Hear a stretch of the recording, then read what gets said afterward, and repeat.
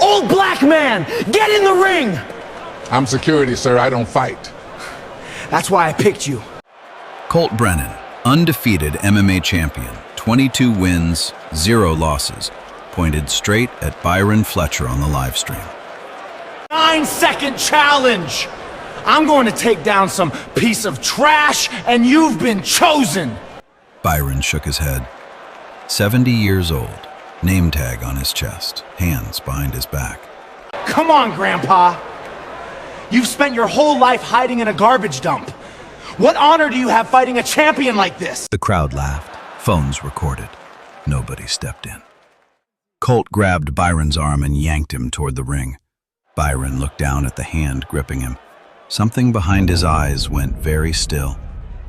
He didn't pull away. No one in that building knew what was about to happen would change everything. Byron Fletcher had worked the night shift at Apex MMA Training Center for 3 years. Every evening at 6, he clocked in at the front desk, pinned his badge to his chest, and stood by the glass doors until 2 in the morning. He never complained. He never spoke unless spoken to. He never once stepped onto the training floor. The gym sat on the corner of Whitfield Avenue in downtown Charlotte. Chrome walls, LED lighting. The championship banner stretched across the lobby with Colt Brennan's face 10 feet wide. Beneath it, in gold letters, 22-0, undefeated, unstoppable. Byron walked past that banner every night without looking up. At 70 years old, Byron moved slower than the trainers liked. His knees ached in the cold. His back stiffened after the first hour, but his hands were steady. His eyes missed nothing, and he never once let an unauthorized person through those doors. He lived alone in a 1-bedroom apartment 6 blocks from the gym. The walls were bare except for one shelf above the television. On it sat a folded flag, a faded photograph of 8 men in combat gear, and a small wooden box he never opened. Byron had served 3 tours with the United States Marine Corps, Force Reconnaissance. He had trained under the Marine Corps martial arts program and eventually became an instructor. He had taught men half his age how to disarm, disable, and survive with nothing but their hands. He had never told anyone at the gym, not the front desk girl, not the cleaning crew, not even Nora. Nora Ashford was the only person at Apex who treated him like a human being. 29 years old, black, a striking coach who had earned her spot through talent, not connections. She called Byron Mr. Fletcher when everyone else called him Old Man or nothing at all. One night she noticed the scars across his knuckles, small, white, evenly spaced. "Those from a fight?" she asked. "From a long time ago," Byron said. He changed the subject. Nora let it go. But she remembered. Colt Brennan was everything Byron was not. 28, white, loud, sponsored by 3 energy drink brands and a clothing line that printed his face on tank tops. His record, 22 wins, 0 losses, had made him the most marketable fighter in the Southeast.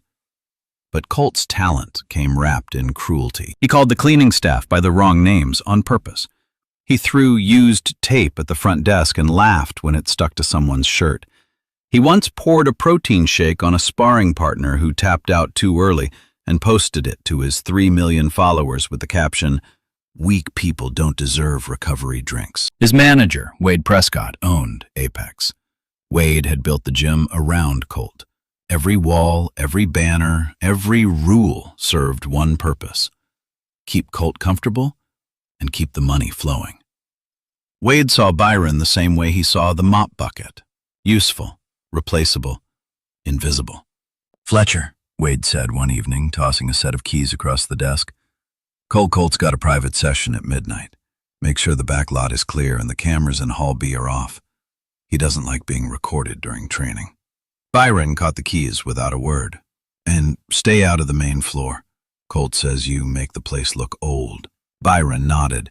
He walked to the back lot, cleared the cars, and stood in the cold for 40 minutes until the session was done. When he came home that night, he sat on the edge of his bed and looked at the photograph on the shelf. 8 men. 3 were gone now. 1 had taken his own life in 2011. too never came home from Fallujah. Byron's hands rested on his knees, the same hands that had once ended a close-quarters fight in under 4 seconds. He closed his eyes, not because he was tired, because remembering took effort he had learned to ration. It started on a Tuesday night. Byron was sitting on the metal folding chair near the back entrance, eating a sandwich he had packed from home. White bread, ham, nothing fancy. His 30-minute break before the late session crowd arrived. Colt walked in through the main doors with 2 sparring partners and a camera crew. He was filming content for his YouTube channel, a behind-the-scenes series his manager Wade had titled Champion Life. He spotted Byron immediately. "What is this?" Colt said, loud enough for the cameras. He pointed at Byron's chair. "You eating on my floor?" Byron lowered the sandwich. "I'm on break, Mr. Brennan." "Your break is outside, with the rest of the strays." One of the sparring partners laughed. The cameraman adjusted his angle. Colt walked over and kicked the chair out from under Byron. The metal scraped across the concrete. Byron hit the ground on one knee. His sandwich landed face down on the mat. He didn't say a word. He picked up the chair. He picked up the sandwich. He stood. "Still here?" Colt stepped closer. "I said get out. You're stinking up my gym." Nora appeared from the striking room. "He has every right to—" "Shut up, Nora. Nobody asked the B team." Nora's jaw tightened, but she held back.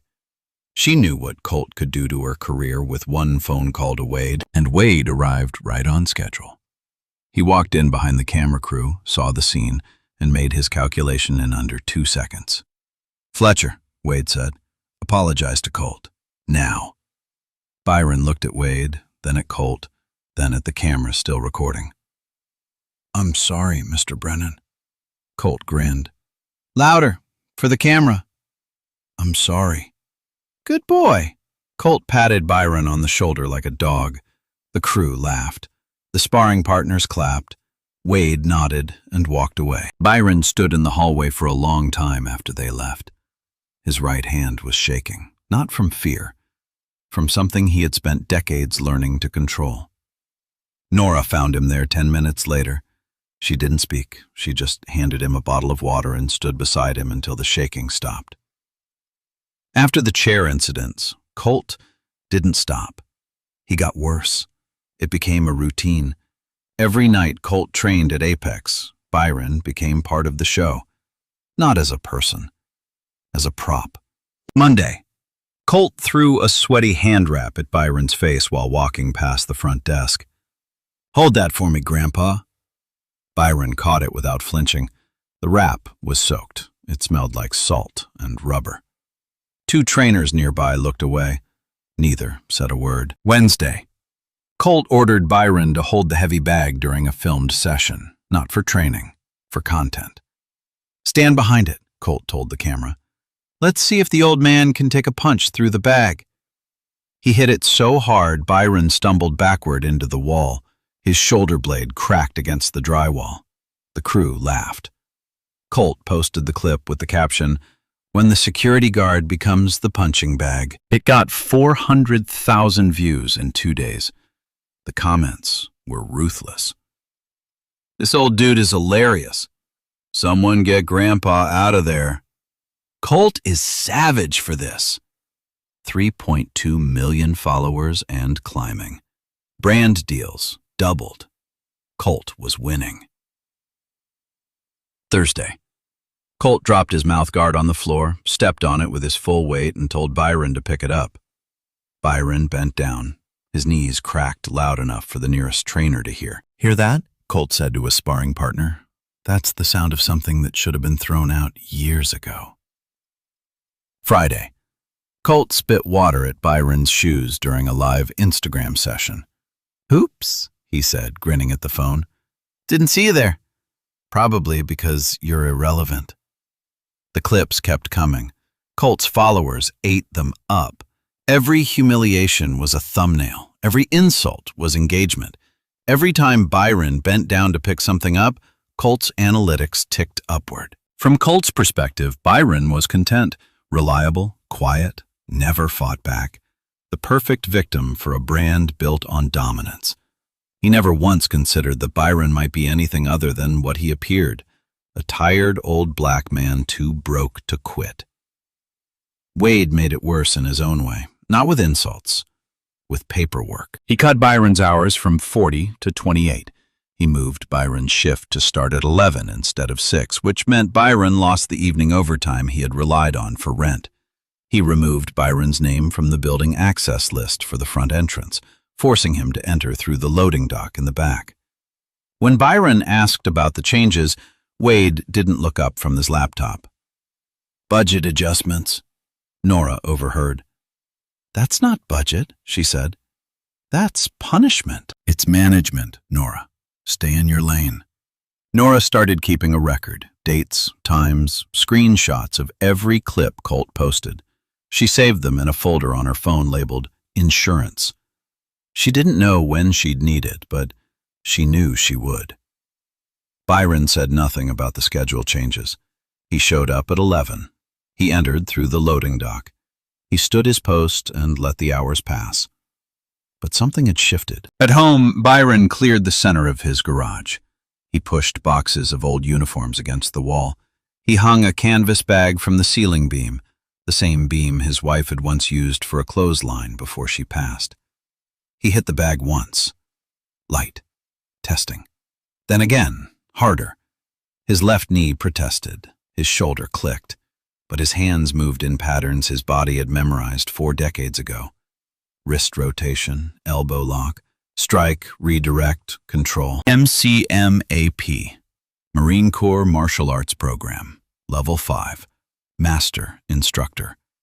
The kind of training that doesn't leave the muscle memory even when everything else fades. He trained for 20 minutes the first night, 30 the second.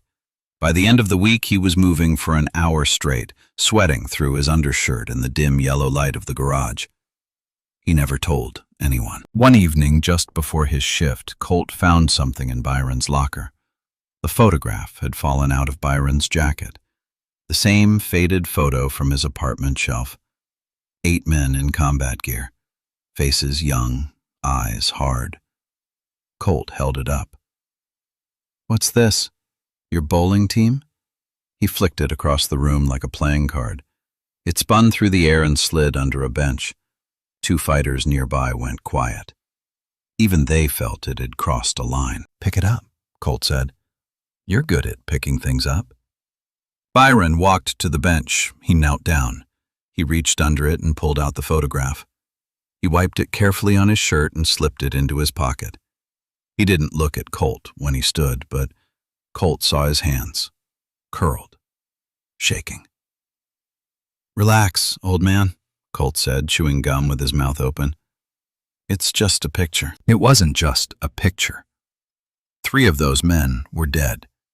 One of them had died in Byron's arms on a rooftop in Ramadi. Another had taken his own life 3 years after coming home.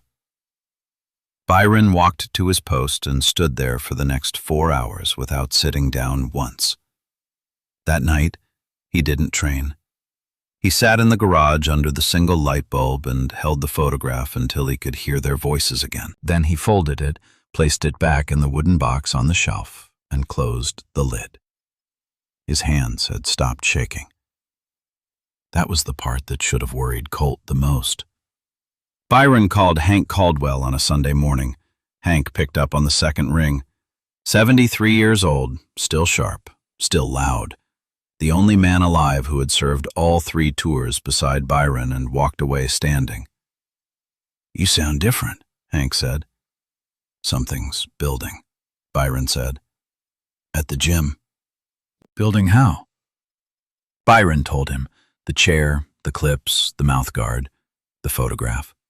He kept his voice flat the whole time, the way they had both been trained to report under pressure. Hank was quiet for a long time. "You don't owe those people a single thing," Hank said. "But I know you.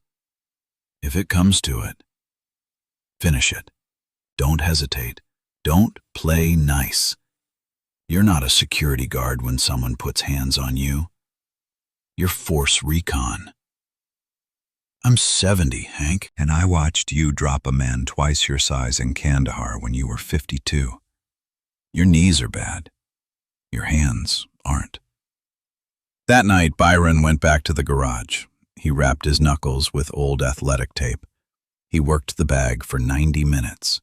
Strikes, locks, takedowns against an invisible opponent. His breathing was rough by the end, but every technique landed clean. He wasn't preparing for a fight. He was deciding whether to allow one. By Wednesday, he had his answer. The 9-second challenge was Colt Brennan's idea. Wade loved it. The concept was simple. Colt would pick someone from the crowd, a fan, a trainer, a random bystander, and knock them down in under 9 seconds. Live on YouTube. Sponsored by 3 brands. Streamed to Colt's 3.2 million followers and counting. The event was held on a Saturday night inside Apex's main arena. Ring lights, 2 cameras on tripods, a handheld operator circling the mat. Wade had rented a PA system and hired a ring announcer who used to call amateur boxing matches in Raleigh. 600 people packed the bleachers. Another 90,000 watched online. Wade had printed banners with Colt's face and hung them above each entrance. The merch table near the lobby was selling 9-second t-shirts for $35 each. Colt entered the ring shirtless, gloves on, mouthguard in. The crowd roared. He shadowboxed for the camera, throwing combinations at the air like he was warming up for a title fight. His body was sculpted. His speed was real. Whatever else Colt was, he could fight.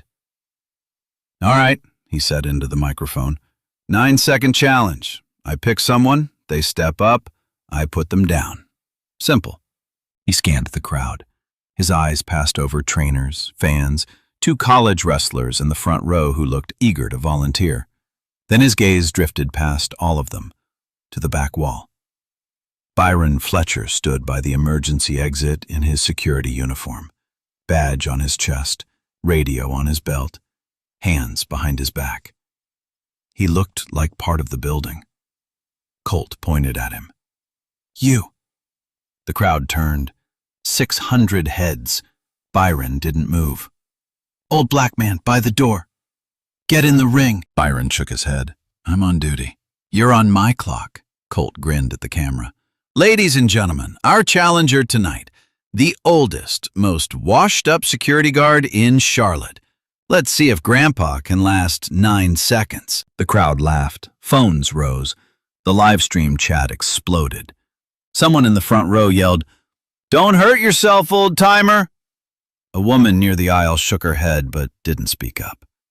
The ring announcer covered his microphone and whispered to Wade, "Is this a good idea?"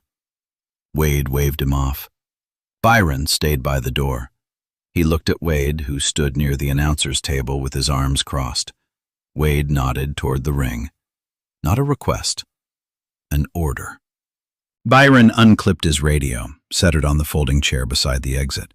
He walked toward the ring, slow, no expression. The crowd cheered like they were watching a lamb walk into a cage. He climbed through the ropes, his knees bent stiff, his uniform stretched at the shoulders. Someone in the crowd said, "This is going to be sad." Colt bounced on his toes, circling. "No gloves?" he laughed. "Fine. Won't need them anyway." Byron stood in the center of the mat, feet shoulder-width apart, arms at his sides. His posture looked wrong to everyone watching. Too relaxed, too open, like a man who had already given up. But Nora saw something different. She was standing near the east wall with her phone recording. She had been filming since the moment Colt pointed at Byron. From her angle, she noticed what nobody else did. Byron's feet weren't casual. They were set, weight distributed evenly, heels slightly raised, a stance so subtle it looked like nothing, unless you had trained long enough to recognize what readiness looked like in a man who didn't need to show it. Nora's thumb hovered over the record button. Her instinct told her not to blink. Colt attacked first. He threw a straight right aimed at Byron's jaw, fast, professional. The kind of punch that had dropped 22 men in professional competition. Byron moved his head 3 inches to the left, the fist past his ear. He could feel the wind from it. Before Colt could reset, Byron stepped inside the arc, close, chest to chest. He caught Colt's extended right arm at the wrist with his left hand and rotated it inward. A single, precise motion. Colt's elbow locked, his shoulder torqued, his balance broke. Byron swept Colt's lead leg with a low hook behind the knee. In the same motion, he drove his right palm into Colt's sternum. Not a punch, a redirect. A controlled push that used Colt's own momentum against him. Colt hit the mat on his back. Hard. The sound echoed through the arena like a slab of meat dropped on concrete. His head bounced once. His mouthguard flew out and skittered across the canvas. Byron still held the wrist. He stepped over Colt's body, pinned the arm across his own chest, and pressed his knee into Colt's shoulder joint. A lock so clean, it looked rehearsed. Colt couldn't move, couldn't roll, couldn't breathe without pain. The whole thing took 4 seconds. The arena went silent. Not quiet. Silent. The kind of silence that happens when 600 people realize at the same time that what they just saw wasn't supposed to be possible. The live stream froze for half a second from the surge of comments. When it caught up, the chat was a wall of one word repeated over and over. How? Then someone in the back row said, "What the hell just happened?" And the place erupted, screaming, standing ovation, people slamming the bleachers with their palms. A man in the third row threw his beer into the air. The ring announcer stood with his mouth open, microphone dangling at his side. Byron released the wrist. He stepped back. He didn't raise his arms. He didn't celebrate. He looked at Colt the way a man looks at a mess he didn't want to make but had no choice. Colt rolled onto his side, coughing. His face was red. His eyes were wide. He stared up at Byron like he was seeing him for the first time. "Who the hell are you?" Colt whispered. Byron didn't answer. He climbed out of the ring, walked to the folding chair, clipped his radio back onto his belt, and returned to his post by the emergency exit. He stood there with his hands behind his back as if nothing had happened. Nobody stopped him. Nobody knew what to say. Nora lowered her phone. She had captured everything, every angle, every second. Her hands were trembling. She saved the file, backed it up to the cloud, and sent it to 3 people before the night was over. By morning, the clip had 6 million views. By Monday, 22 million. The hashtag 9-second challenge was trending in 14 countries. News outlets picked it up. Sports analysts broke down the footage frame by frame. A retired UFC commentator posted a 7-minute reaction video calling it the most technically precise takedown I've seen outside of military combat footage. And every single one of them asked the same question. Where did a 70-year-old security guard learn to do that? Nobody had an answer. Not the commentators, not the analysts, not the 600 people who watched it happen 3 feet away. And Byron Fletcher wasn't talking.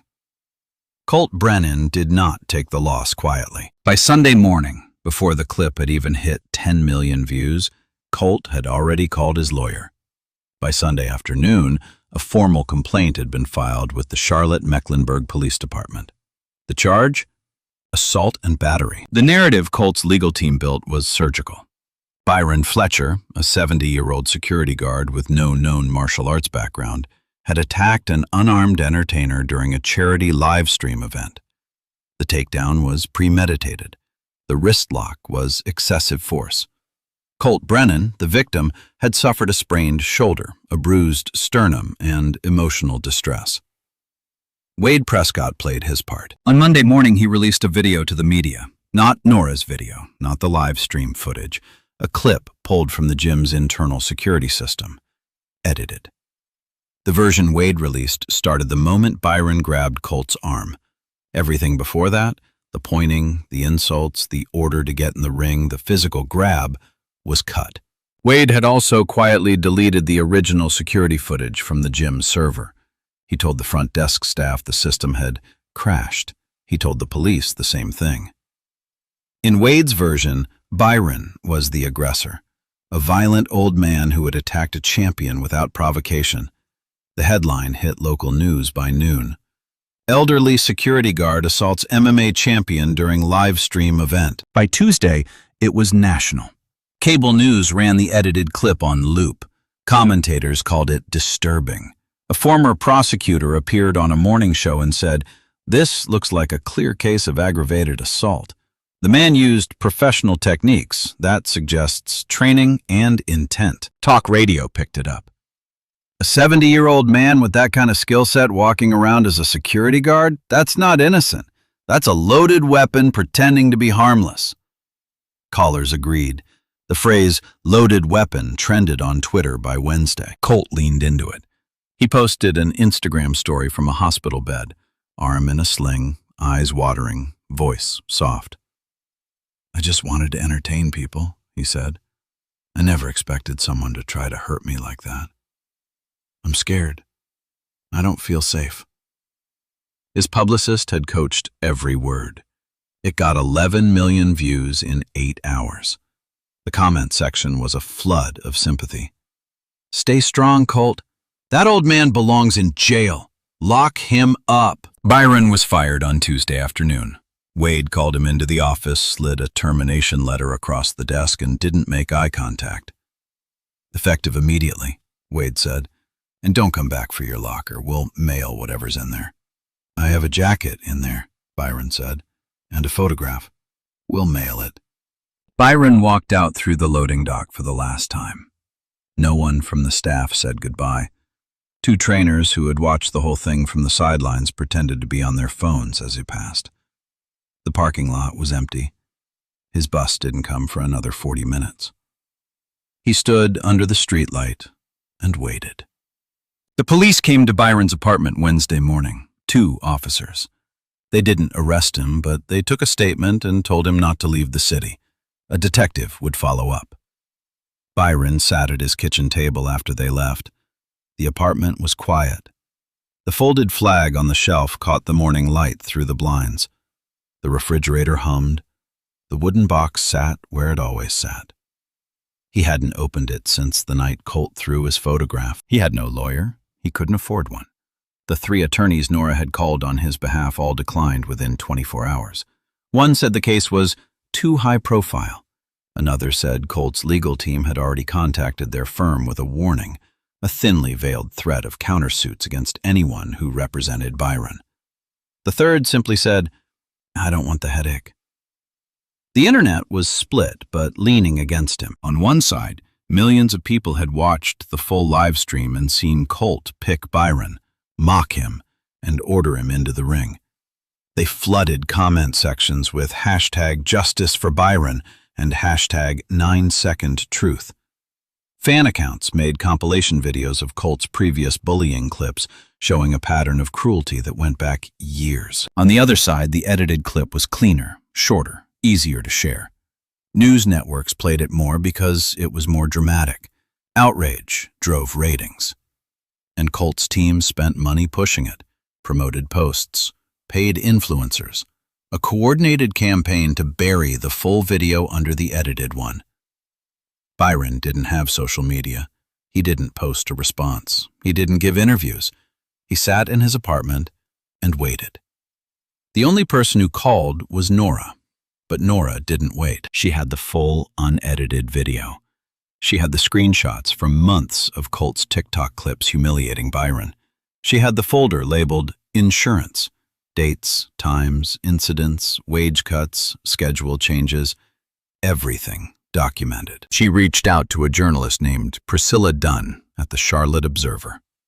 Priscilla was 41, a veteran investigative reporter who had broken a story 2 years earlier about financial fraud at a local boxing promotion. She knew how gym owners operated. She knew how fighters hid behind brands. Nora met her at a coffee shop off South Boulevard. She handed over everything, the video, the screenshots, the timeline. Priscilla watched the full live stream on Nora's phone without speaking. When it ended, she looked up. Where did he learn that? I don't know, Nora said. He won't talk about it. That's going to be the question everyone asks in court. I know, but this wasn't assault. You can see it. He was dragged into that ring. Priscilla took the files.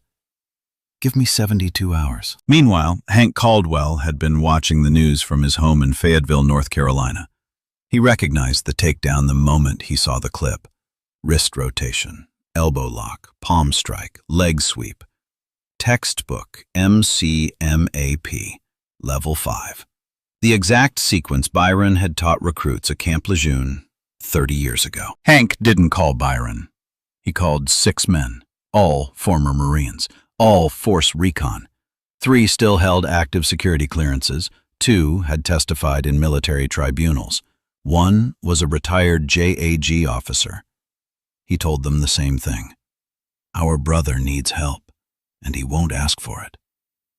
Within 48 hours, Hank had assembled a folder of his own. Byron's complete service record, 3 tours, force reconnaissance, MCMAP Master Instructor certification, 2 commendations, a Bronze Star with Valor. He drove to Charlotte on a Thursday and knocked on Byron's door. Byron opened it, looked at Hank, looked at the folder. I told you I'd handle it, Byron said. You told me that in Ramadi too, Hank said, and I still had to pull you out of that building. Byron stared at him for a long time. Then he stepped aside and let him in. They sat at the kitchen table until midnight. The wooden box stayed closed, but the folder on the table was wide open. For the first time in 41 years, Byron Fletcher's past was about to enter a courtroom. The hearing was held on a Monday morning at the Mecklenburg County Courthouse, courtroom 4B, second floor. Wood-paneled walls, fluorescent lights that hummed just loud enough to make silence uncomfortable. Colt Brennan arrived with a legal team of 3. Lead attorney, Garrett Whitmore, one of Charlotte's most expensive litigators. Wade Prescott sat behind them in the gallery, arms crossed, jaw tight. Colt wore a navy suit, arm still in a sling. His publicist had dressed him. His expression had been rehearsed. Byron Fletcher arrived alone. He wore the only suit he owned, charcoal gray, slightly too large in the shoulders, pressed that morning on an ironing board he had borrowed from his neighbor. He carried no briefcase, no folder, no documents. The judge was a woman named Ruth Calloway, 58, sharp eyes. She had presided over high-profile cases before and had a reputation for one thing. She did not tolerate performance. Garrett Whitmore opened strong. He played the edited security clip on the courtroom monitor. In it, Byron grabbed Colt's arm, twisted it, swept his legs, and pinned him to the mat. No context, no lead-up, just violence. Your Honor, Whitmore said, what you see here is a premeditated assault by a man who clearly possesses advanced combat training. Mr. Fletcher targeted my client, an entertainer performing at a charity event, and used techniques designed to incapacitate. This was not self-defense. This was an attack. He turned to Byron. Mr. Fletcher, do you have legal representation? No, sir, Byron said. Whitmore paused. He looked at the judge, then back at Byron. You intend to represent yourself? I do. A murmur ran through the gallery. Judge Calloway silenced it with a look. Mr. Fletcher, she said, you understand the charges against you? Yes, ma'am. And you understand you have the right to counsel? I do. I couldn't find anyone willing to take the case. The courtroom went quiet. Judge Calloway made a note. Byron stood when it was his turn. He didn't pace. He didn't gesture. He spoke the way he had been trained to speak under debrief. Clear, factual, and without emotion. I was working security at Apex MMA Training Center on the night of the event. I was stationed at the emergency exit. Mr. Brennan called me into the ring on a live broadcast. I declined. He insulted me. He grabbed my arm and pulled me toward the ring. I entered under duress. He attacked first. I responded. With a professional-grade combat technique, Whitmore cut in. With what I know, Byron said. And what exactly do you know, Mr. Fletcher? Byron didn't answer. He looked at the judge. I'd like to show the court a different version of what happened that night. Nora Ashford was called as a witness. She walked to the stand carrying a tablet. On it was the full, unedited video she had recorded from her position near the east wall. She connected it to the courtroom monitor. The video played from the beginning. Colt pointing at Byron, the insults. Old black man by the door. The laughter. Most washed-up security guard in Charlotte. Colt grabbing Byron's arm, Byron's radio placed on the chair. The slow walk to the ring. The courtroom watched in silence. Even Whitmore stopped writing. When the takedown came, 4 seconds, wrist lock, sweep, pin, it looked entirely different in context. Not an attack. A response. Measured. Controlled. Byron had used the minimum force required to end the situation. Judge Calloway rewound the clip twice. She watched the moment Colt grabbed Byron's arm 3 times. Mr. Whitmore, she said, why does your client's submitted footage begin at the point of physical contact and not before? Whitmore hesitated. The security system captured everything, Nora said from the stand. Mr. Prescott deleted the original footage from the gym server the morning after the event. I heard him tell the front desk staff the system had crashed. It hadn't. The gallery erupted. Judge Calloway struck her gavel. Wade Prescott shifted in his seat. His face lost color. Then Whitmore tried a different angle. Even if Mr. Brennan initiated physical contact, the level of force used by Mr. Fletcher was grossly disproportionate. A 70-year-old security guard does not perform a wrist-lock takedown unless he has been trained. This was calculated violence.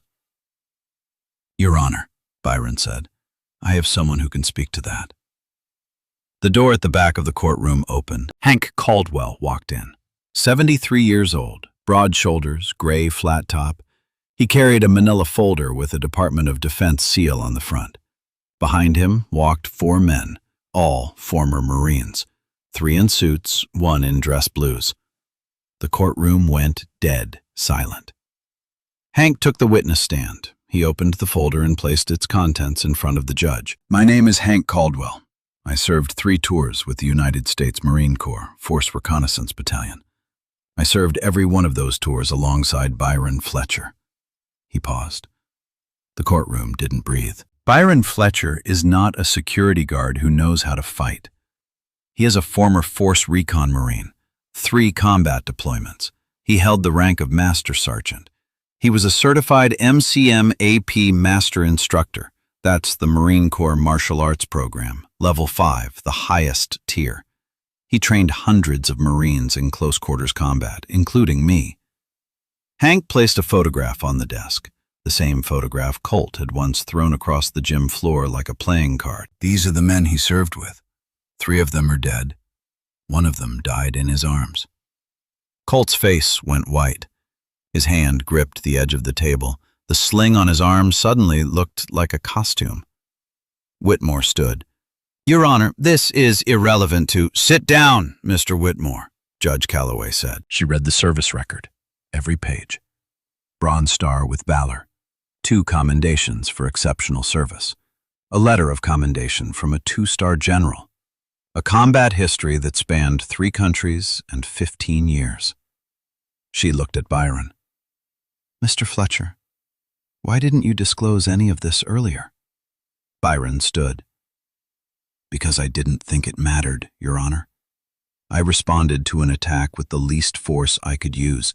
That's what I was trained to do. Judge Calloway removed her glasses. She looked at Colt, then at Wade, then at Whitmore. The court finds no basis for the charge of assault. The video evidence clearly shows Mr. Brennan initiated physical contact and verbal provocation. Mr. Fletcher's response was proportional and defensive in nature. She paused. Furthermore, the court notes with serious concern the apparent deletion of security footage by the complainant's associate, Mr. Prescott. This matter will be referred to the district attorney for investigation into evidence tampering and obstruction of justice. She struck the gavel once. Case dismissed.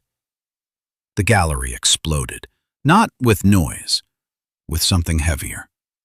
Applause that started slow and built until it shook the wooden benches. The 4 Marines in the back row stood at attention. One of them saluted. Byron didn't move. He stood at the defense table with his hands flat on the surface, eyes on the photograph Hank had placed in front of the judge. He was looking at the faces of the men he had carried for 41 years. For the first time since he left the Corps, someone had finally seen who he was. The fallout was swift. 3 days after the hearing, the North Carolina State Athletic Commission launched a formal review of Colt Brennan's professional record. The Charlotte Observer published Priscilla Dunn's investigation on the same day. The article ran under the headline, "Champion or Predator? Inside Colt Brennan's Pattern of Targeted Humiliation." Priscilla had found 4 other victims. A janitor at a gym in Raleigh, a parking attendant at a hotel in Wilmington, a food vendor outside a fight venue in Greensboro, a teenager who had volunteered as a sparring dummy at a youth event in Durham. All of them had been humiliated on camera. All of them had been used for content. None of them had been asked for consent. 2 of them had filed complaints. Both complaints had been buried by Wade Prescott through legal threats and non-disclosure agreements. The article went viral. Not the kind of viral Colt was used to, the kind that ends careers. Within a week, every sponsor dropped him.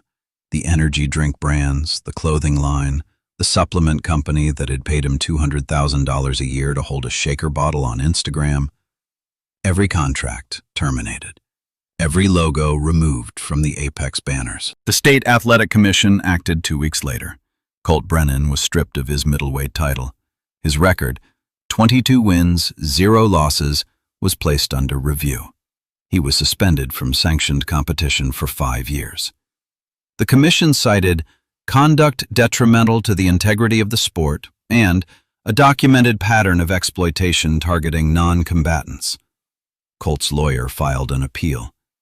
It was denied within 72 hours. Wade Prescott fared worse. The district attorney's office opened an investigation into the deleted security footage. A forensic IT team recovered the files from the gym's server within a day. Wade had dragged them to the recycling bin but never wiped the drive. The footage confirmed everything Nora had documented. Wade was charged with evidence tampering and obstruction of justice. His business license for Apex MMA Training Center was revoked pending trial. The gym closed its doors on a Tuesday afternoon. The championship banner with Colt's face was taken down by 2 workers in hard hats. One of them folded it and threw it in a dumpster behind the building. Byron Fletcher did not watch any of it on television. He heard about it from Nora, who called him every evening with updates he didn't ask for but never told her to stop. What Byron did instead was build something. 2 weeks after the hearing, a retired 2-star general named Arthur Redding reached out to Byron through Hank Caldwell. General Redding had served in Iraq during Byron's 2nd tour and had followed the case from Washington. He invited Byron to a veterans recognition ceremony at the Charlotte Convention Center. Byron almost didn't go. He had spent 41 years avoiding attention. But Hank drove down from Fayetteville and showed up at his door in a pressed suit and told him, "You can stand in the back if you want, but you're going." Byron went. The ceremony was attended by 400 veterans and their families. When Byron's name was called, the room went quiet. General Redding read his service record aloud. 3 tours, Force Recon, MCMAP Master Instructor, Bronze Star with Valor. He presented Byron with a Distinguished Community Service Medal, awarded to veterans who demonstrate exceptional character in civilian life. Byron accepted it with both hands.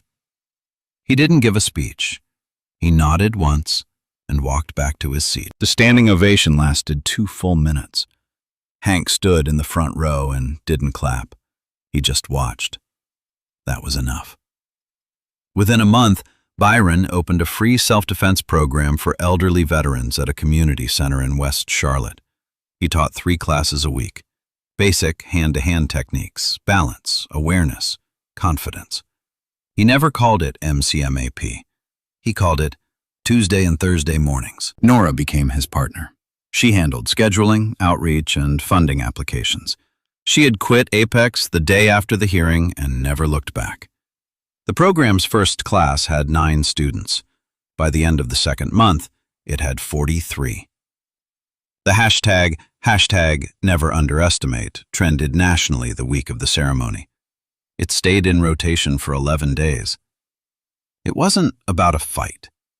It was about a man the world had looked past for 70 years. 6 months later, Byron Fletcher's program had grown beyond anything he had planned. What started with 9 veterans in a community center in West Charlotte had expanded to 3 cities: Durham, Fayetteville, Raleigh. Each location ran by a volunteer, a former Marine, a retired Army sergeant, a Navy corpsman who had heard about the program through Hank Caldwell's network. The classes were free, no membership fees, no sponsorships. Byron had refused every brand deal that came his way after the hearing. A shoe company offered him 6 figures to film a commercial. He said no. A sports network offered a documentary deal. He said no. A publisher offered a book contract.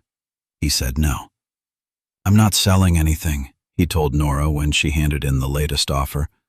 "I'm teaching people how to stand up." The program's official name was the Fletcher Veterans Self-Defense Initiative, but nobody called it that. The veterans called it Byron's class.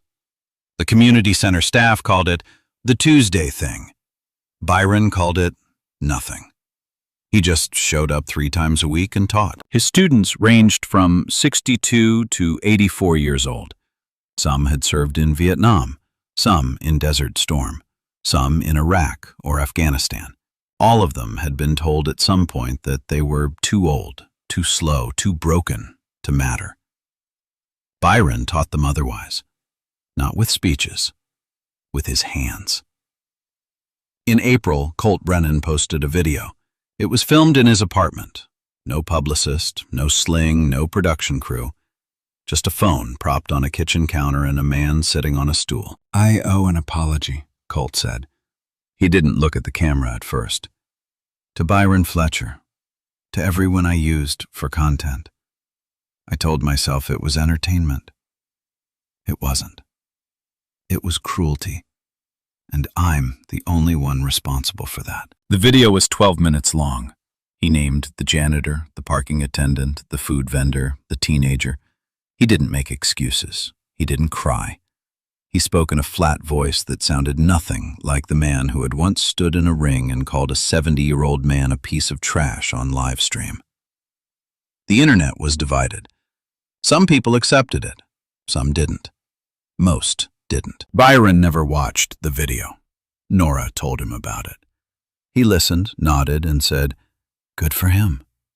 Then he went back to wrapping his hands for the afternoon class. He didn't forgive Colt. He didn't refuse to forgive him either. He simply moved forward. That was what he had always done.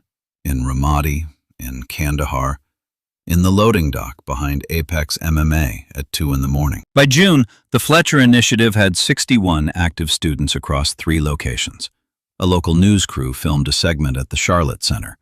The camera caught Byron correcting an 80-year-old Korean War veteran's wrist position during a basic escape drill. The veteran laughed and said, "This man could have been anything. He chose to be here with us." Byron didn't respond, but Nora, standing off camera, wiped her eyes. On the shelf in Byron's apartment, the wooden box was still there, but now it was open. The photograph of 8 men in combat gear sat beside it, leaning against the wall where the light could reach it. He had stopped hiding them. He had stopped hiding himself. 70 years old, 3 tours, a lifetime of silence. And the only thing that had broken it was a man too arrogant to know what he was looking at. So the next time you see someone standing quietly by the door, the one nobody notices, the one nobody asks about, remember Byron Fletcher. Remember what was behind those hands. Remember what 4 seconds looked like when 41 years of silence finally answered. What would you have done if someone grabbed your arm and dragged you into a ring? Drop your answer in the comments. Share this story with someone who's been underestimated. And if this is your first time here, hit subscribe. There are more stories like this one, and they all start with the same thing. Someone who was never supposed to fight back. The story is over, but one thing keeps sticking with me. We usually think strength is something you show, you flex, you post, you make sure the room knows what you're capable of. That's how you earn respect, by making sure nobody can miss it. But the story taught me the opposite. The people who need to show their strength are almost always the weakest ones in the room.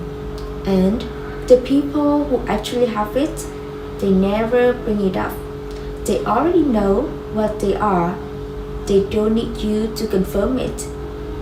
That's what I keep coming back to.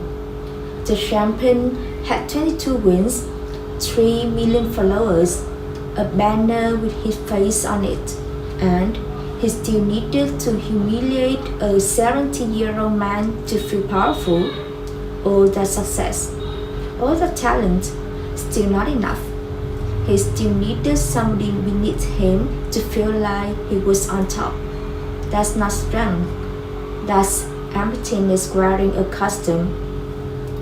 Real strength doesn't announce itself, doesn't need an audience, doesn't need somebody smaller to stand next to. Real strength is a person who could end the situation in 4 seconds and chooses to stand quietly by the door instead. Not because they are afraid, because they have nothing left to prove. So this week, watch for quiet ones. They are carrying more than you think. If you had been in that arena, would you have spoken? I read every comment, hit like, subscribe. See you next time.